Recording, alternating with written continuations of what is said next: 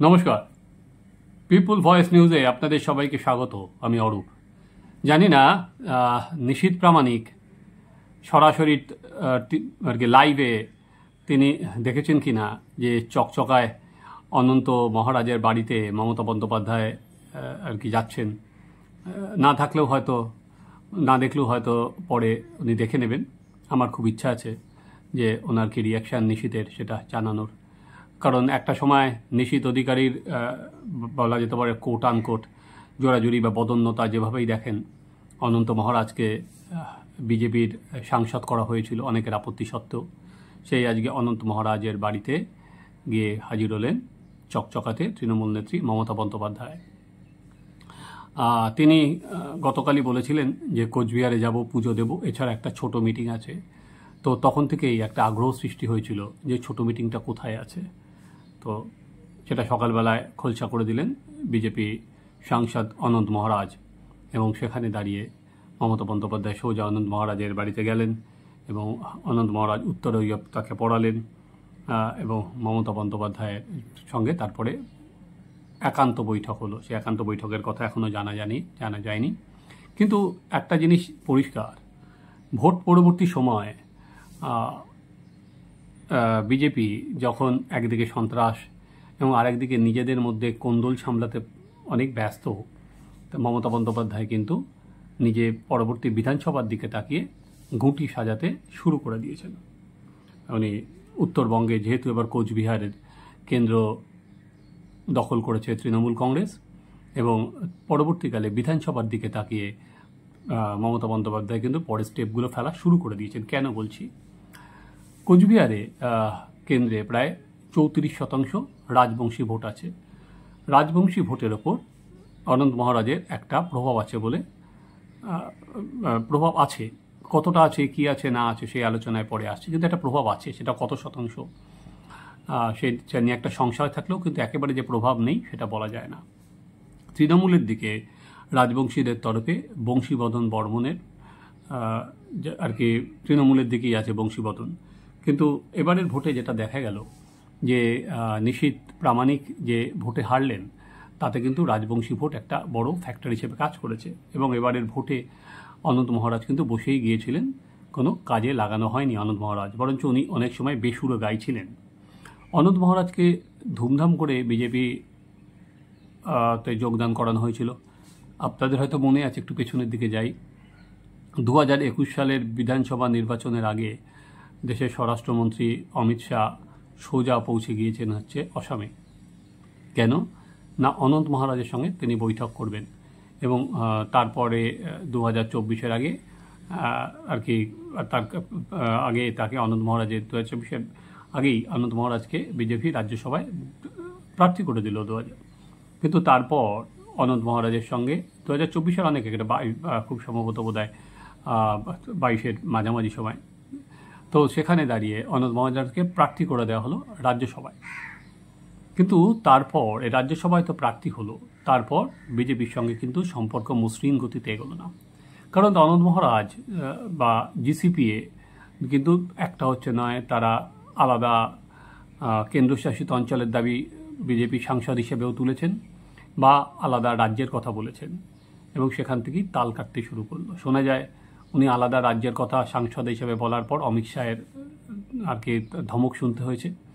কিন্তু উনি তখন বলেছিলেন, দরকার হলে আমি বিজেপির সাংসদ পদ ছেড়ে দেবো এবং আমি এলাকার মানুষের যে দাবি সেই দাবি তুলব না। উনি সাংসদ পদ ছাড়েননি, বরঞ্চ আজকে উনি যখন প্রেস কনফারেন্স করছিলেন মমতা বন্দ্যোপাধ্যায় চলে যাওয়ার পর, তখন সাংবাদিকদের প্রশ্নটা যখন করলো যে আপনি একজন বিজেপির সাংসদ, তৃণমূলের নেত্রী বা মুখ্যমন্ত্রী আপনার বাড়িতে এলো, তো আপনি কী বলবেন? উনি দেখলাম অনায়াসে বলে, কই আমি কোনো দলের সাংসদ নেই। বোঝকাণ্ড। উনি বলছেন দলের সাংসদ নই। এবার সেটার উত্তর উনি দেবেন আর বিজেপি দেবেন। কিন্তু যে লক্ষ্যে বিজেপি তাকে দিচ্ছিল সেই লক্ষ্য কিন্তু পূরণ হয়নি। অনন্ত মহারাজ আসার পরেই ধূপগুড়ির উপনির্বাচন ছিল। সেই ধূপগুড়ির ভোট ওখানে কিন্তু রাজবংশী প্রভাবিত এলাকা, কিন্তু সেখানে দাঁড়িয়েও কিন্তু বিজেপিকে হারতে হয়েছিল তৃণমূল কংগ্রেস সেখানে যেতে।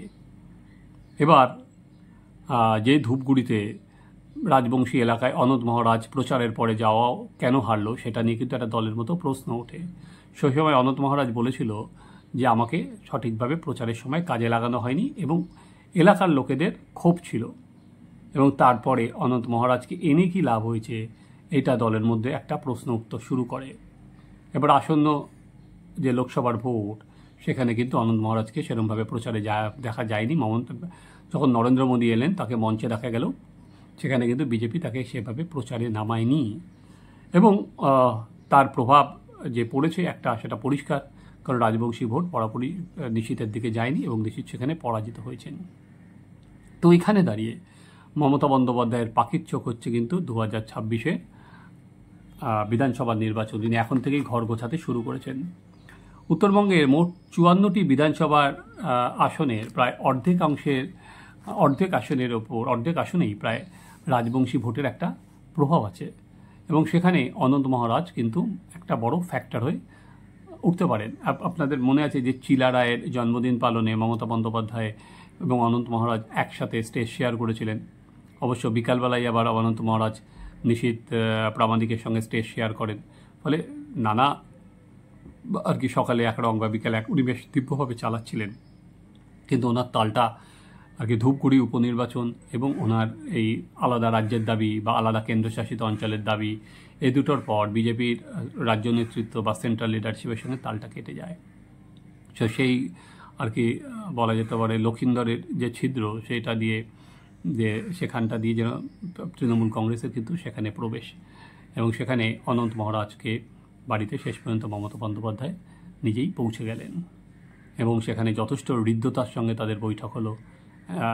এখনও দাঁড়িয়ে আমরা যেটা দেখলাম, অনন্ত মহারাজ যে কাঞ্চনজঙ্ঘায় যে ট্রেন দুর্ঘটনা হলো, তারপরে উনি বেসুরো গাইলেন যে কেন রেল ঠিকভাবে সিগন্যালিং ব্যবস্থা ঠিক করছে না, উনি কথাবার্তা বলবেন। অনন্ত মহারাজ আগেও বিভিন্ন ইস্যুতে বেসুরো গাইছিলেন। উনি যেটা করেছিলেন, উনি নারায়ণী ব্যাটালিয়ান করার কথা বলেছিলেন, যদিও রাজ্যে সেটা আছে, কেন্দ্রে সেটা নেই। উনি যে সমস্ত দাবি দেওয়ার কথা তুলেছিলেন, এখনও পর্যন্ত সেগুলো মানা হয়নি।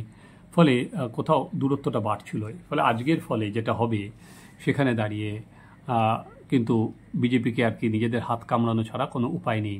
এখানে আরও দুটো প্রশ্ন আছে। একটা তো আমরা অনন্ত মহারাজ বা আর কি তৃণমূলের সম্পর্ক বা বিজেপির সম্পর্ক নিয়ে আলোচনা করছি। আরেকটা জিনিস খুব গুরুত্বপূর্ণ, সেটা যেটা দেখা গেল এতদিন ধরে যেটা দেখছিলাম, যে দলীয় সংগঠনে মমতা বন্দ্যোপাধ্যায় কিন্তু অনেকটাই ভার ছেড়ে দিয়েছিলেন অভিষেক বন্দ্যোপাধ্যায়ের ওপর, এবং দলীয় সংগঠন কিভাবে পরিচালিত হবে সেটা কিন্তু অভিষেক বন্দ্যোপাধ্যায় দেখছিলেন।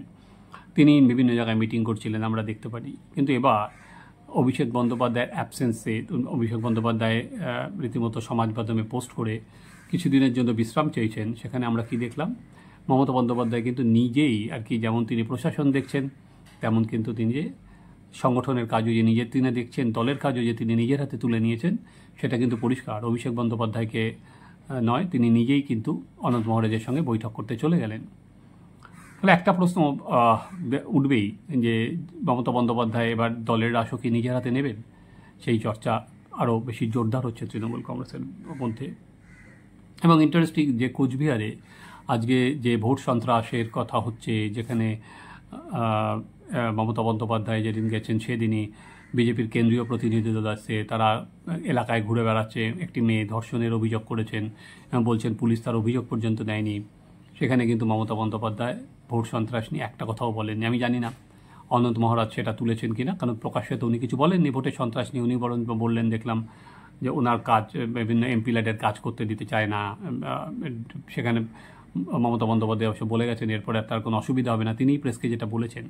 ফলে উনিও কিন্তু ভোট সন্ত্রাস নিয়ে, অনন্ত মহারাজও কিন্তু স্পিকটি নট। উনি যখন প্রেসের সামনেও বললেন না, তার মানে স্বাভাবিক মমতার সামনেও বলেন, উল্টো বললেন আমি তো কোনো দলের নই।